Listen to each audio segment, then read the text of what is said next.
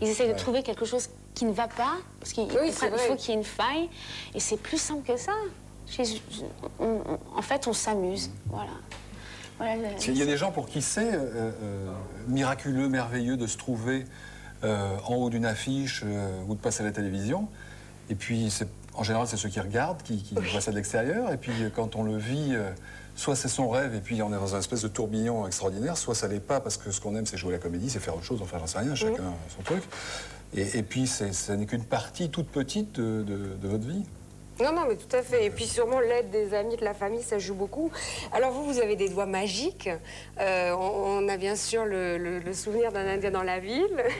Le dîner de cons, c'est 9 millions de téléspectateurs, c'est vous aussi. Spectateurs. Oui, oui, c'est ce que j'ai dit. Non. Téléspectateurs. C'est une habitude. C'est une habitude, c'est pas bien du tout, c'est un défaut. Spectateurs. C'est spectateurs, pardon. Non, on parlait bien des salles. Vous avez été 2 fois primé aux Lumières du cinéma. Quand vous étiez en plein tournage, vous vous rendez compte que ça allait cartonner comme ça, le dîner de cons? Non, on se rendait compte que c'était une pièce exceptionnelle, parce que d'abord au théâtre, ça avait été plus d'un million de spectateurs, Claude Brasseur et Jacques Villeray, et ça a été un spectacle exceptionnel. Il y en a d'autres qui durent longtemps, mais celui-là, c'était une intensité de rire exceptionnelle, enfin un truc qui a duré vraiment beaucoup. Donc quand on lit un texte comme ça, on est scié par la densité de comique, d'intelligence du texte. Et puis quand on le fait, au début en répétition, on se marre parce que c'est... Les fous rires, ça devait y aller.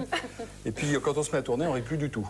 Du tout, parce que Weber est un homme un metteur en scène qui demande tellement de précision que du coup on est à fond dans son rôle et on n'a plus le temps de rire. Voilà. Mais écoutez, nous, on a envie de rire quand même. Et vous nous l'avez amené, donc on va tout de suite se faire plaisir. Regardez.